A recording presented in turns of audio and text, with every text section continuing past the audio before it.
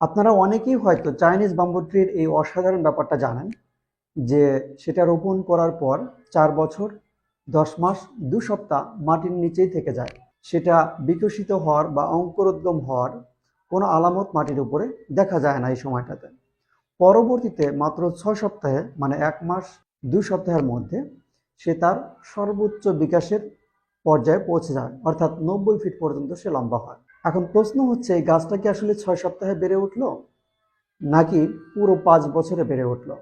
উত্তর হচ্ছে পুরো 5 বছরে।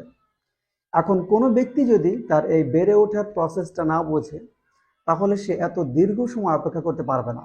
কিন্তু যারা এই বাম্বু ট্রি চাষবাস করে তারা ব্যাপারটা জানে, সে কারণে দীর্ঘ 4 বছর 10 মাস 2 সপ্তাহ পর্যন্ত তারা ধৈর্যের সাথে যত্নের সাথে এটাতে পানি সিঞ্চন করে এবং অন্যান্য যত্নগুলো নেয়। তো আপনার সাফল্যের ক্ষেত্রে এই ব্যাপারটা এরকম যে আপনি যদি প্রসেস না জানেন তাহলে আপনি ফেল করবেন, আপনি নিরাশ হয়ে যাবেন রেজাল্ট না দেখে। আর যদি প্রসেস জানেন এবং এই প্রসেসের উপর আপনি আস্থাশীল হতে পারেন তাহলে আপনার 5 বছর লাগুক আর 6 বছর লাগুক, আপনি নিরাশ হবেন না এবং ধৈর্য হারাবেন না। সো আপনাকে আপনার কাজের প্রসেস বুঝতে হবে এবং সেই প্রসেসের প্রতি আস্থাশীল থাকতে হবে।